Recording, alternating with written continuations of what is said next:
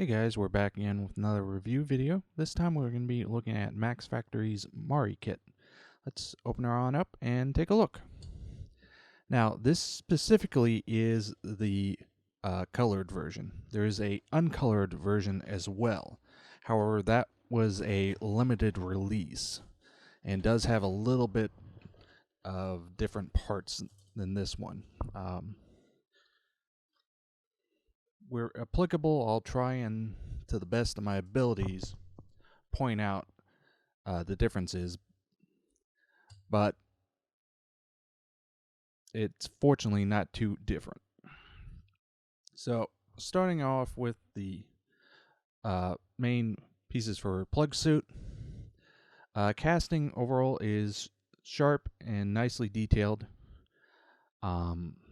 Again, with this particular kit, they're going almost for something akin to gunpla kits, in that you can just clip the parts, assemble it, and be good to go.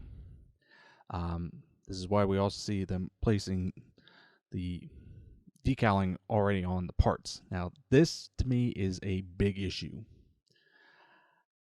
and why we'll see in a little bit. I would actually say it might be worth it to try and get a hold of the unpainted kit.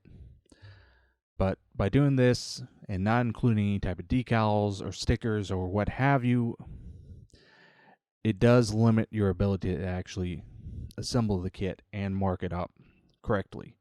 Now, is it possible to, do your research and get a text file so that you can reproduce them? Sure.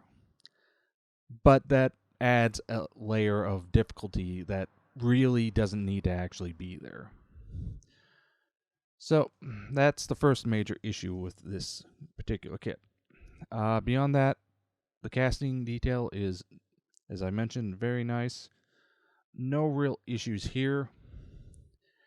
All the details are sharp and very nice.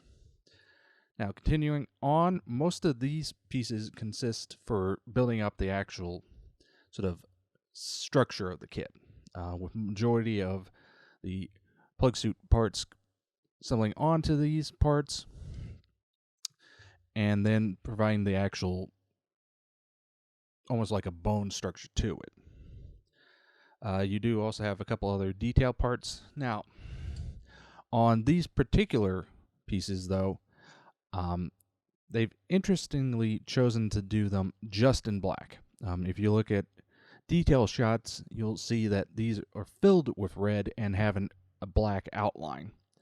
So that's another area that is going to require additional detailing on your part to get it correct.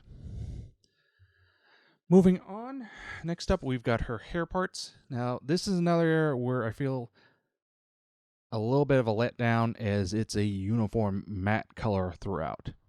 This is an area where painting would absolutely take this to the next level, because then you'll be able to get more of the gradation and color change that comes with hair. I would also say the breakdown here, in terms of the parts, they did a decent job, as her hairstyle is a little more complex and will require a bit of work, but it's somewhat smart, and once we get into the instruction sheet, they do a good job of explaining how to put it together. So that's an area where they do get some praise. Continuing on, we've got a couple other detail parts, as well as her hairband. Well, not a whole lot there. Next, we've got the legs. Again, the detail on their own is okay, but going in there, doing some pen washes, painting, all that would definitely raise the bar. Now, an interesting choice they did here with the hands is they're two separate parts. They have an inner and outer. Personally, I think it would have been smarter for them just to assemble it as a single piece assembly and either decal it or just do it as one. Granted, it would be less accurate, but it would simplify the build process. And you can see here, they do include the inner parts of the hands in white. Now, the detailing on the hands themselves is actually pretty good. I have no real complaints there. And you can see some of the extra detail parts. Next up, we've got the only flesh parts we have on this kit, which is the face and neck. Now, as with the rest of the kit, they've already basically done most of the work on the face. However, one thing I did notice, and I don't know if this will show up well on camera, but here on the sides of the heads, there is some hair parts that are molded in the flesh color. They're very hard to see, and I honestly, when I did my first inspection of this kit, did not notice them myself, but they are there. So that is another thing you would need to obviously paint yourself to get right. Beyond that, though, if you're just going to build the kit straight out of the box, not going to paint or anything, no, the face by itself is pretty good. I would say you might add a little bit of blush to the cheeks, and beyond that, though, it's acceptable.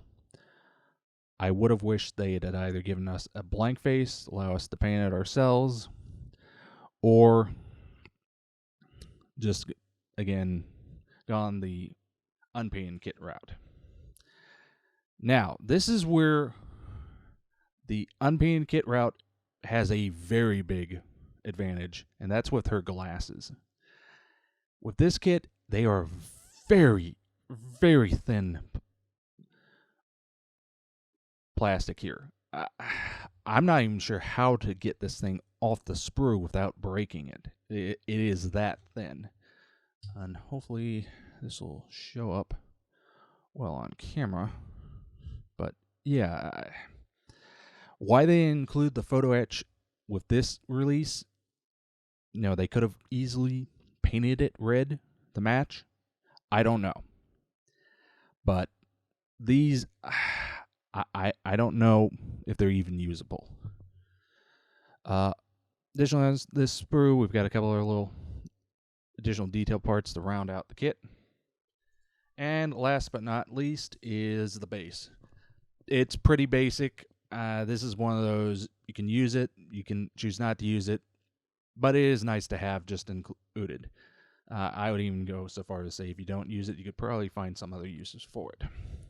So, give me a second to get all the parts back in the box, and we will look at the instructions. So, okay.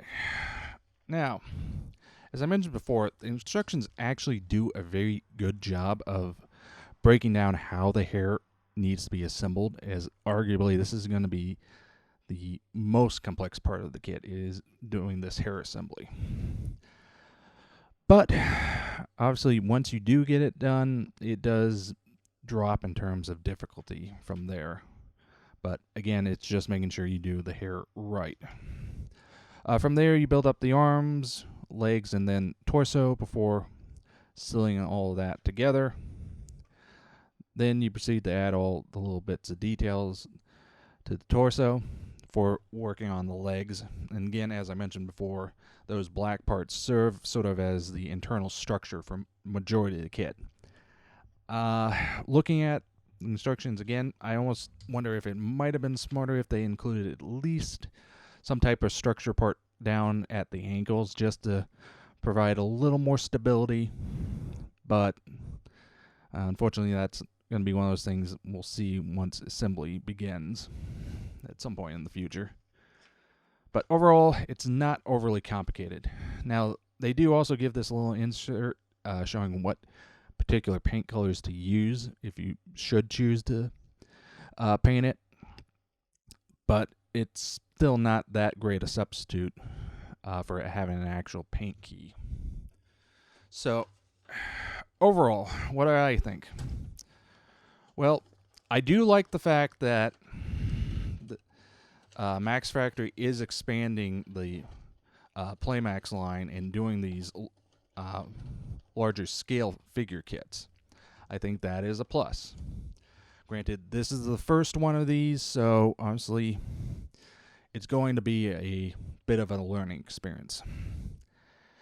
However, given the issues I mentioned in this review, I honestly can't recommend it.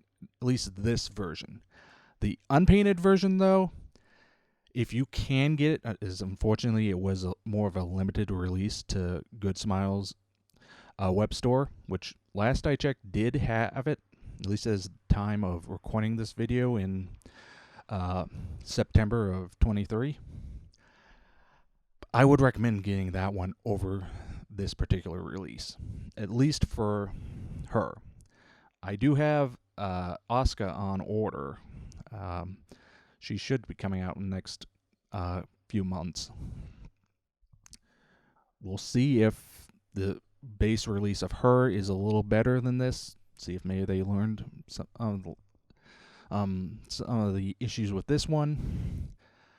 But at the moment, I would still recommend, regardless, going for the unpainted version. I think it despite being a little more expensive, is the better buy. So that was a look at Max Factory's Mari kit, a kit that, unfortunately, I would say avoid and get the unpainted version. So until next time.